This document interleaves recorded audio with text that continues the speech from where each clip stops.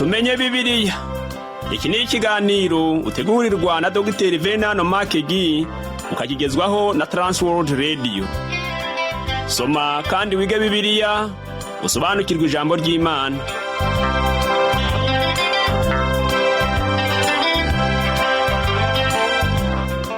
Uraho neza nshuti muvandimwe uteze amatwi ikiganiro tumenye Bibiliya. Amahoro y'Imana nabane nawe. Kaze muri iki kiganiro ugezwaho nanjye Parfait Ntambutsa. Ubushize nakubwiye uko Esteri yasabye umwami gukuraho imigambi ya Hamani yose yari yateguye yo kurimbura abayuda. Mu kiganiro cy'uyu munsi tugiye gusoza igitabo cya Esteri. Haba ngiye kukubwira uko Imana yakujije Moridekayi nyuma yo gukiza abayuda bari bagiye kurimburwa na Hamani. Mbere yuko rero dutangirana ikiganiro cyacu cy'uyu munsi, nyemerera tubanze dufate akaruhuko, ubundi ngaruke mu kanya twiganirire. Imana ikomeze ikugirire neza. Samirana usemerera wamamaza inkuru nziza.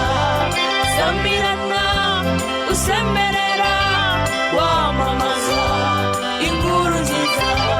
Inkuru nziza ni agakiza kabonekwa muri Yesu Kristo. Inkuru nziza ni agakiza kabonekwa muri Yesu Kristo. Samirana, Samirana, Samirana usemerera.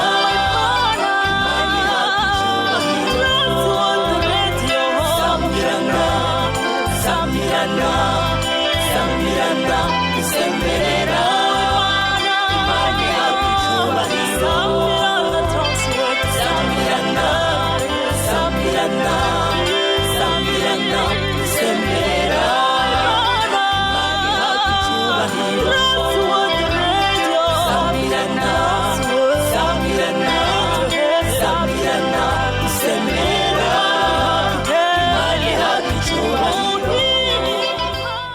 Urakoze kuguma hafi y'inyakiramajwi yawe, wiyumvira ikiganiro tumenye Bibiliya. Nyemerera nanone nkwibutse ko uyu munsi tugiye kuganira ku gice cya 9 n'igice cya 10, akaba ari byo bice bya nyuma by'iki gitabo gito cyitwa Esteri. Umunsi wo kurimbura abayuda wari wegereje. Reka dusome muri Esteri bice 9 ku murongo wa 1 n'uwa 2 twumva iki ijambo ry'Imana ritubwira. Haravuga ngo, ku munsi wa 13 w'ukwezi kwa 12 kwitwa Adari, itegeko n'iteka by'umwami byendaga gusohozwa. Niwo munsi abanzi b'abayuda bibwiraga ko bagiye kubagiraho ububasha, ariko birahinduka, abayuda baba ari bo bagira ububasha ku banzi babo. Nuko abayuda bateranira mu midugudu yabo mu bihugu by'umwami Ahasuwerusi byose ngo bafate abashakaga kubagirira nabi. Nta muntu wabashaga kubabuza kuko amahanga yose yari yabatinye. Abayuda bari biteguye kurwanya umwanzi wese wari kubatera. Itegeko rishya ry'umwami ryari ryasohotse ngo rirengere abayuda.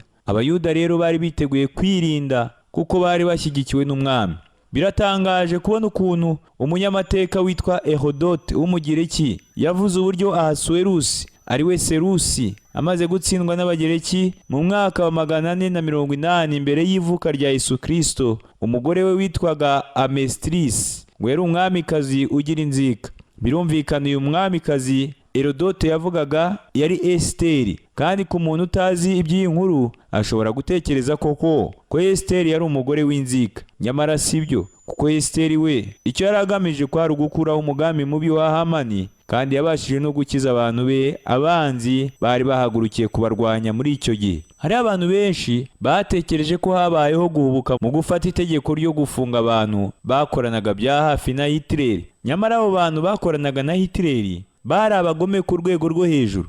Uburyo bafataga abayahudi bakabakingiranira mu nkambi bwari uburyo bubi bw'indengakamere. Ku bantu batazi bibi by'aba bagabo bakoranaga bya hafi na Hitler, bashobora kumva ko bahohotewe bagahanwa bitari bikwiriye.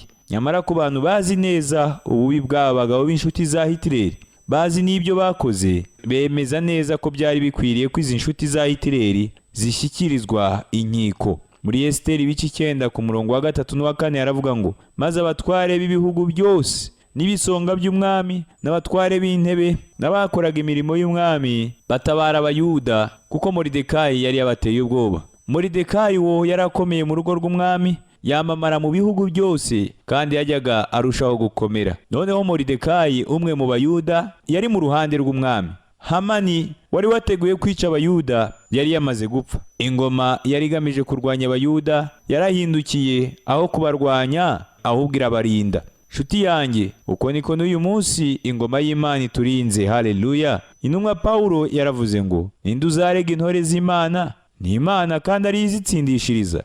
Ninde uzaziciraho iteka?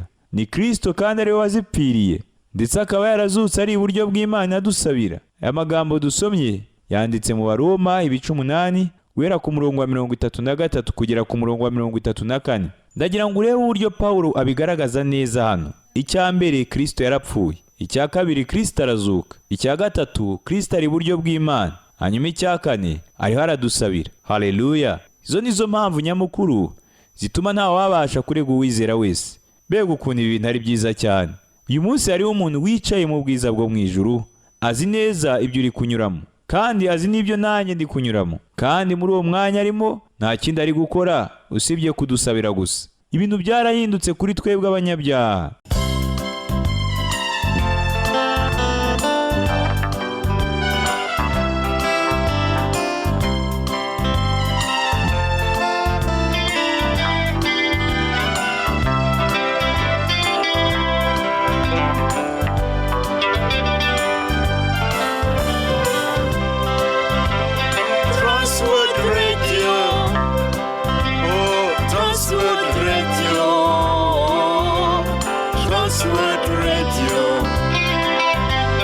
Transworld Radio. Sambirana, Sambirana, Sambirana, Usemera. Sambirana, Sambirana, Sambirana, Usemera.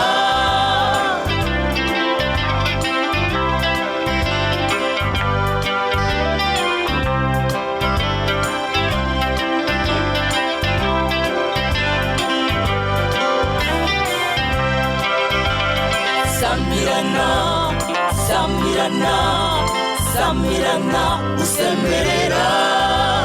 Imana ihabwa icyubahiro. Sambirana, Sambirana, Sambirana, Usemera. Imana ihabwa icyubahiro.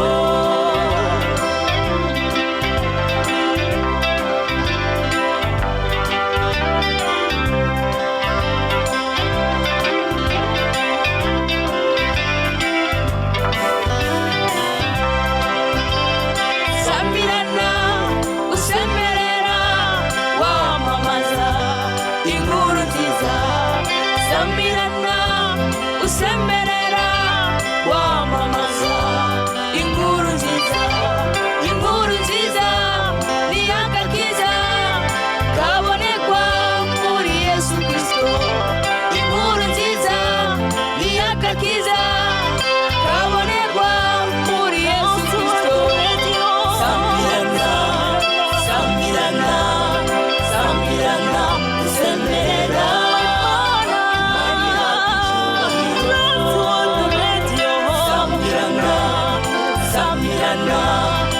Sambirana, Usemera. Imana ihabwa icyubahiro. Sambirana, Sambirana, Sambirana, Usemera. Imana ihabwa icyubahiro.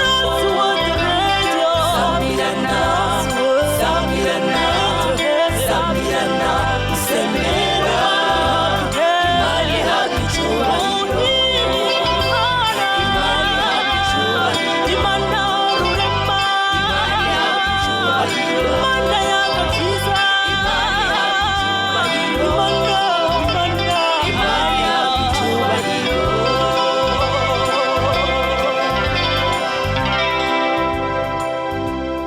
Mu Baheburayo ibice 4 guhera ku murongo wa 14 kugera ku murongo wa 16, ijambo ry'Imana riravuga ngo, nuko ubwo dufite umutambyi mukuru ukomeye wagiye mu ijuru, ari we Yesu umwana w'Imana, dukomeze ibyo twizera tukabyatura, kuko tudafite umutambyi mukuru utabasha kubarana natwe mu ntege nke zacu, ahubwo yageragejwe uburyo bwose nkatwe, keretse yuko atigeze akora icyaha. nuko rero twegera intebe y'ubuntu tudatinya kugira ngo tubabarirwe tubone ubuntu bwo kudutabara mu gihe gikwiriye. Mfite umukiza usuzugurwa n'iyi si. Abantu benshi bamuvuga nabi bakamusebya, ariko nshuti yanjye ni umugabo wicaye mu bwiza bwo mu ijuru, ni umwami w'abami, ni umutware utwara abami, ni igiti cyiza giteye mu kibaya, ni uw'igikundiro, ni umugaba mukuru mu ngabo ibihumbi. Kandi umunsi umwe azagaruka, tugomba kwitoza uburyo tuzamupfukamira, tukamuramya kandi tukamuhimbaza. Ibyo ni ingenzi cyane kubimenya. Uko bwije n'uko bukeye, uwo mwami nkubwira agenda arushaho kutubera mwiza. Hariho indirimbo yitwa ngo aryoha kurusha imyaka yatambutse. Uko niko Kristo akwiriye kutumerera kuri buri mwizera wese. Mbese nshuti yanjye mu Kristo, uyu munsi wishimiye kuba muri Kristo kurusha uko byari bimeze mu mwaka washize cyangwa mu myaka 10 ishize? Yewe ndashima Imana kuko uyu munsi ndi umukristo unezerewe cyane kurusha uko nari imeze mu myaka 10 ishize. Noneho tekereza wenda nk'umwisirayeli wabayeho mu gihe cy'umwamikazi Ahasuwerusi avuze ngo ntabwo nizera iri tegeko ry'umwami yasohoye, ntabwo ntekereza ko umwami yaba mwiza bigeze aho ngaho, ahubwo ngiye gukora ibishoboka byose kugira ngo nirinde. Ngiye gukora inkota nto hanyuma nyihishe, nyambare mu mugongo, aba ari izafasha kwitabara.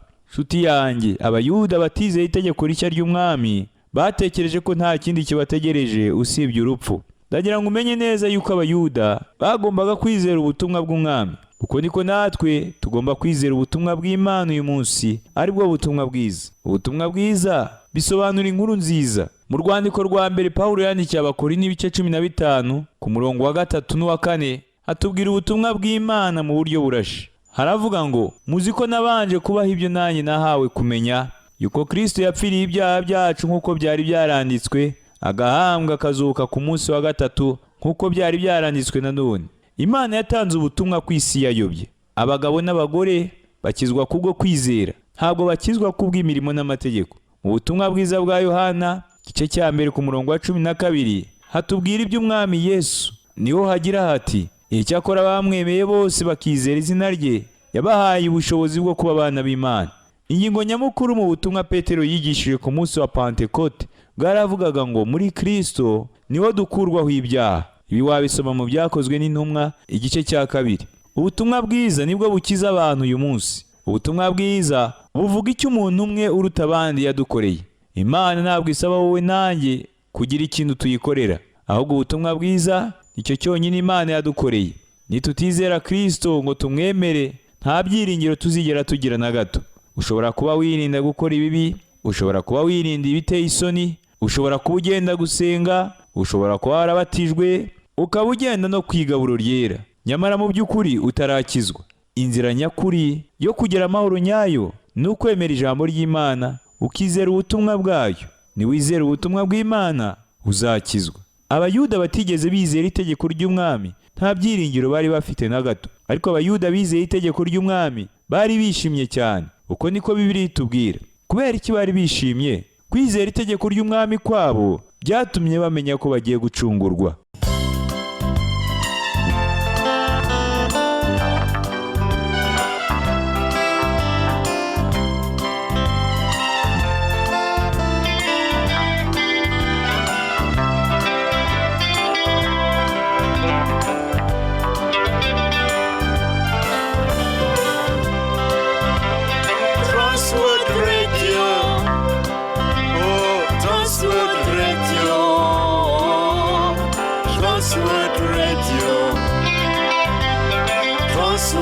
Radio Samirana, Samirana, Samirana, Usemera, Samirana, Samirana, Samirana, Usemera.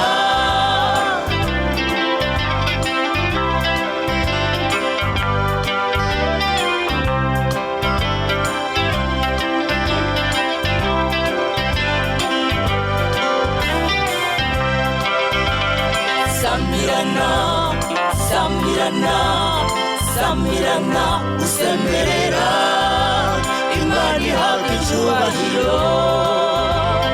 Samirana, Samirana, Samirana, usemerera, Imana ihabwa icyubahiro.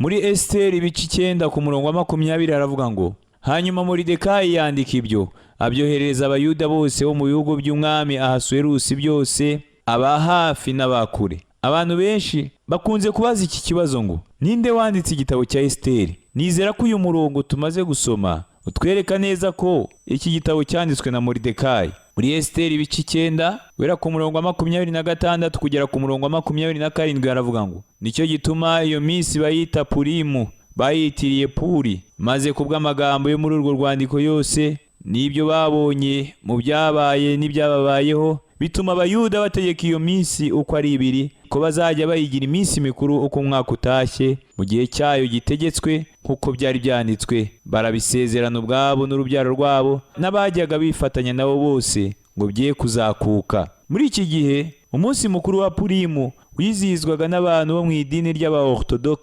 Muri aba hakaba higanjemo Abayahudi, kandi uyu munsi bawizihiriza mu masinagogi. Ni umunsi mukuru w'ibyishimo.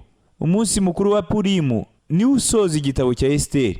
Iyo Abayuda bariho basoma aya mateka yo mu gihe cya Esiteri na Moridekayi, bacira hasi buri uko bageze ku izina rya Hamani. Ntekereza ko ari nk'aho bavuga ngo harakavumwa izina rya Hamani, cyangwa se ngo havumwe Hamani. Amateraniro yo kuri uwo munsi mukuru aba ari ay'ibyishimo byinshi cyane, kuko ari umunsi Abayuda bibuka uko Imana yabakijije. Iyo Abayuda bariho bibuka uko Imana yabakijije Hamani, babijyanirana n'uburyo Imana yabakijije ubugome bw'Abadage bahoze bitwa Abanazi. Mu isezerano Imana yagiranye na Aburahamu, Imana yaramubwiye ngo, kandi nzaha umugisha bakwifuriza umugisha, kandi uzakuvuma nzamuvuma. Aya magambo yanditse mu gitabo cy'Itangiriro ibice 12 ku murongo wa 3.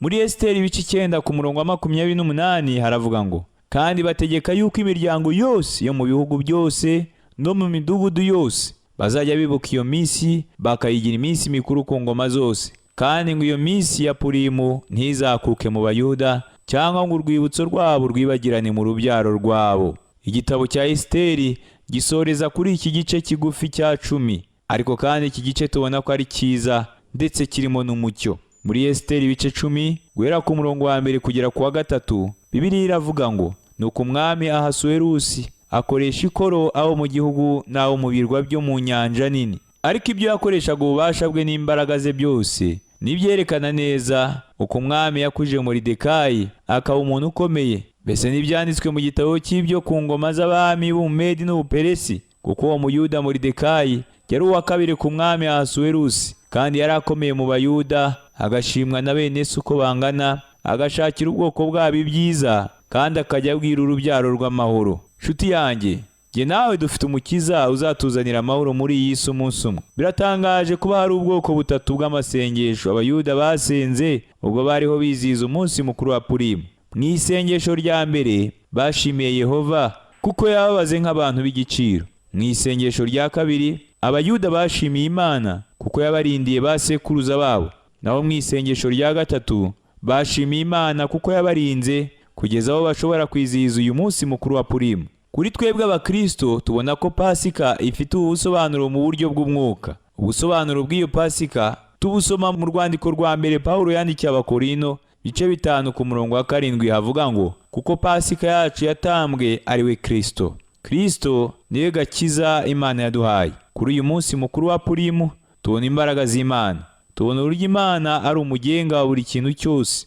Tukabona n'uburyo ari Imana yigenga mu gukora buri kintu cyose. Umwanditsi w'imigani yaravuze ngo, abantu batera inzuzi, ariko uko bigenda kose bitegekwa n'Uwiteka. Aya magambo yanditse mu migani bice 16 ku murongo wa 33. Imana izakomeza kurinda igihugu cya Isirayeli, izakomeza kurinda itorero ryayo. Imana izarinda nanone abantu bayo. Imana kandi ishoboye no gukiza uwo ari we wese uzayisanga anyuze muri Kristo.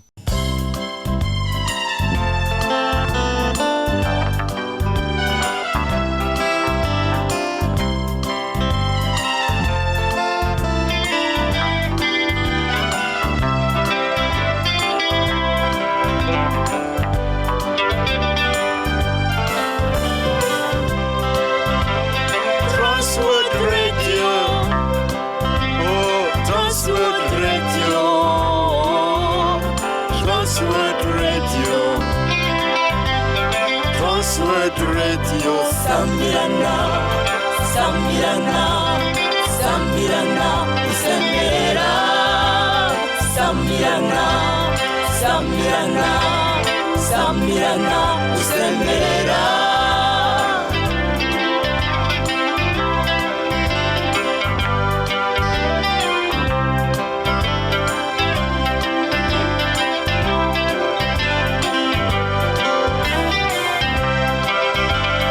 samirana samirana samirana usemerera Imana ihabwa icyubahiro samirana samirana samirana usemerera Imana ihabwa icyubahiro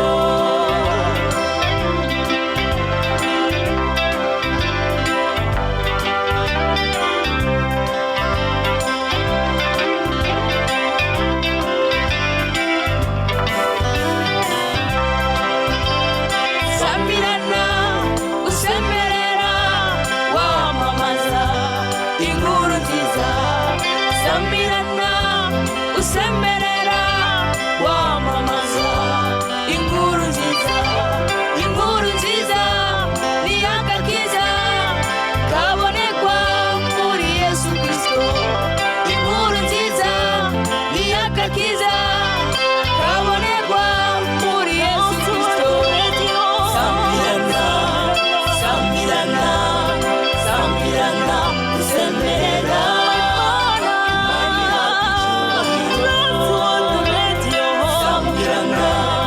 samirana samirana usemerera Imana ihabwa icyubahiro samirana samirana samirana usemerera Imana ihabwa icyubahiro samirana samirana samirana usemerera Imana ihabwa icyubahiro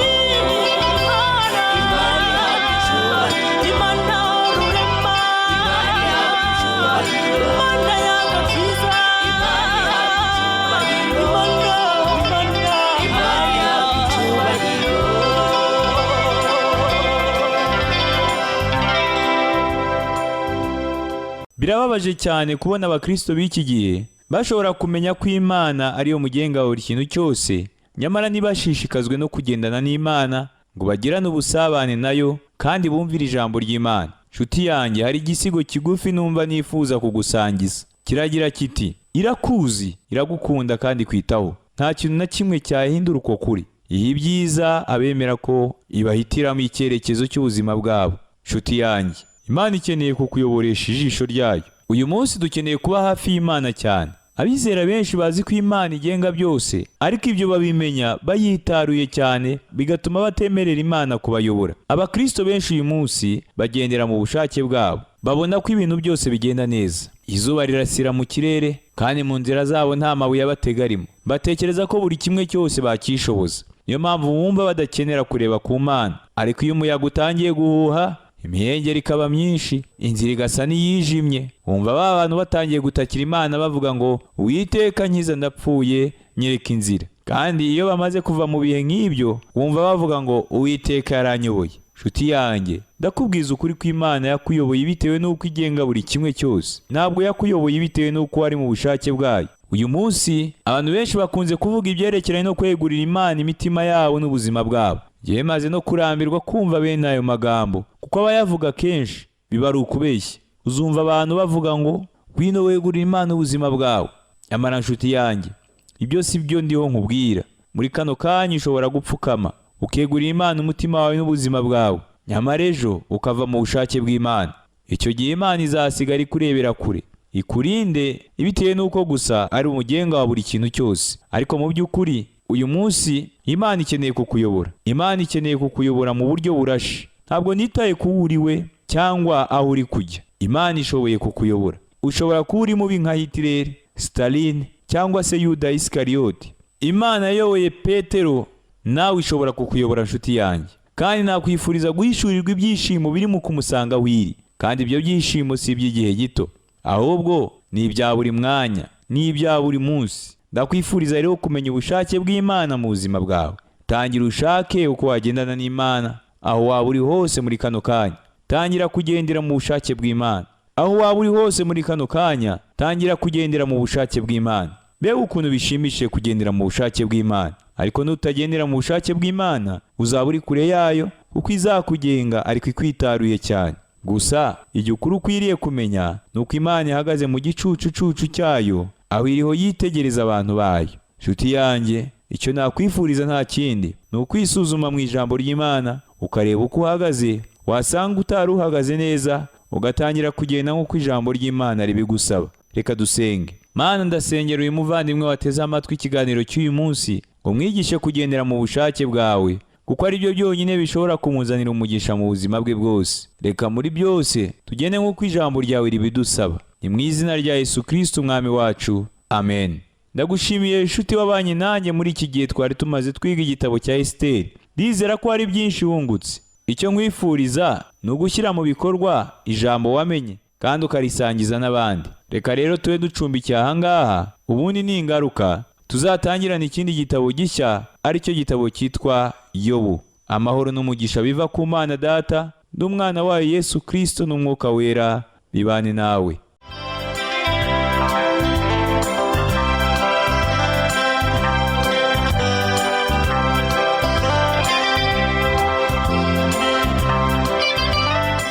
Icyo cyari ikiganiro tumenye Bibiliya. Niba wifuza kugira icyo ubaza, kudutera inkunga cyangwa ushaka kuduha ubuhamya, ushobora guhamagara cyangwa kohereza ubutumwa bugufi kuri telefoni igendanwa. Inomero ni 07 81 27 90 18. Ushobora kandi kutwandikira kuri page yacu ya Facebook yitwa Tumenye Bibiliya, cyangwa kuri email yitwa umucyo@yahoo.fr. Imana iguhe umugisha.